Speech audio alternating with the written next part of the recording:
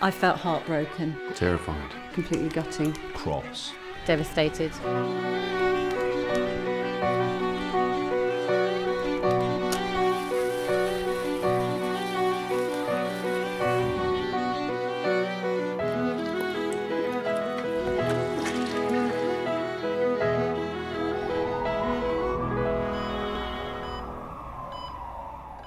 I'm one of thousands of children who has a thing called type 1 diabetes. I didn't do anything to cause my type 1 and I didn't get it because I ate too much sugar.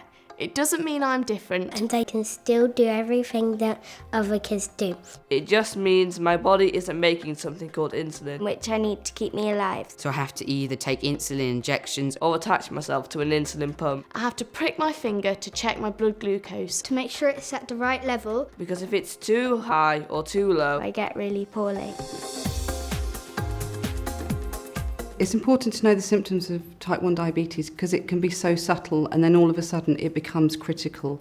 We had misdiagnosis after misdiagnosis. The doctor didn't know what it was, possibly glandular fever. They sent me away with antibiotics 3 times. If I'd have known the symptoms and I'd have known about all of their symptoms together, I would have taken her to the doctors much, much quicker. A normal kid would be drinking a couple of drinks in the afternoon, he'd be drinking a couple an hour.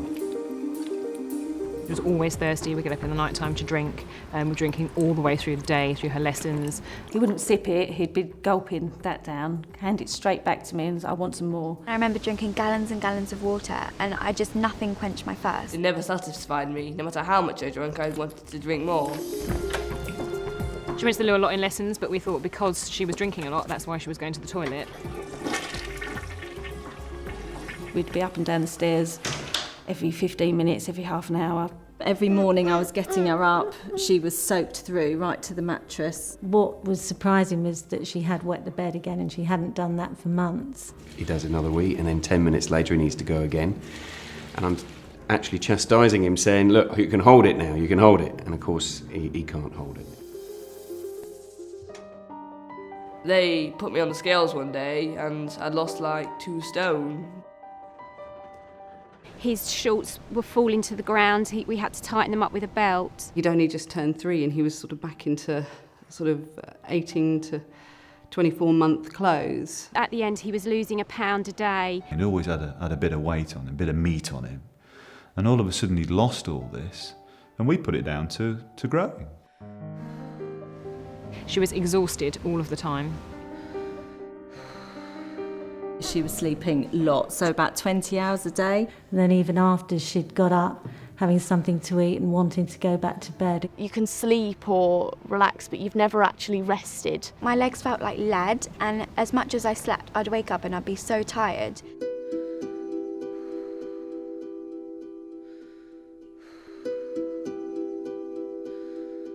From what I can remember, I seemed to black out a period of time before I actually collapsed.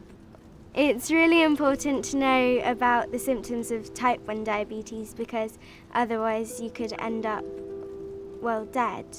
This can very fast become a real serious illness.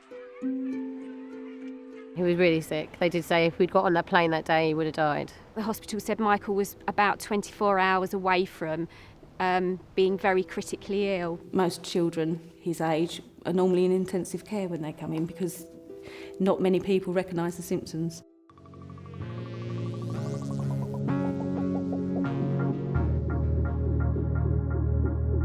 If your child is drinking a lot, if they're going to the toilet a lot, if they're really, really tired and lethargic, it can be type 1 diabetes. If you have any doubt at all, don't think that you're wasting GP's time, go and get them tested. Just ask for a blood test and then you will know. Be determined to get to the bottom of your concerns. Get them to the doctor, get them tested. It's a very simple test. If you don't, it could be very dangerous for them.